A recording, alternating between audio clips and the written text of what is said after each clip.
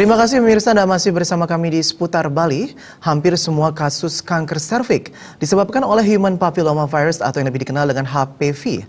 Virus HPV ini sangat umum ditularkan melalui hubungan seks dan dapat menjadi penyebab munculnya kanker serviks.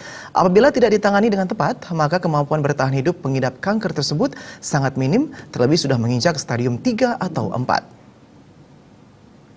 3 atau 4 biasanya hanya kemoterapi. Menurut dokter kandungan KD Agus Kurniawan, kanker serviks pada dasarnya dapat disembuhkan secara total apabila gejalanya sudah diketahui sejak dini atau baru memasuki tahap lesi prakanker. Pada tahap tersebut, kanker serviks dapat disembuhkan dengan penanganan yang tepat, baik melakukan vaksinasi maupun pencegahan lainnya. Namun sebaliknya, apabila kanker serviks tidak ditangani dengan serius, serta telah memasuki stadium lanjut yakni stadium 3 atau 4, maka penanganannya hanya terfokus pada kemoterapi yang justru menimbulkan efek samping yang cukup beresiko.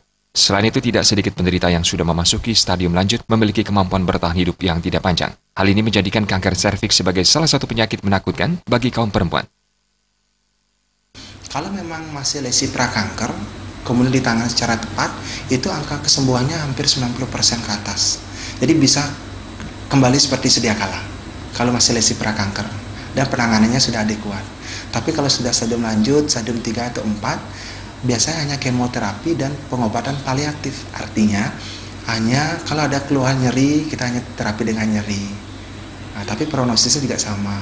Angka untuk survival rate istilahnya, angka untuk bertahan ke depannya, kehidupannya itu semakin kecil dia.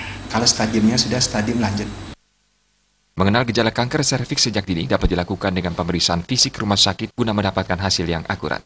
Kanker serviks sejatinya masih bisa diobati, namun jika tidak dibarengi dengan upaya pencegahan, maka kanker kemungkinan akan kembali muncul. Darta Bali.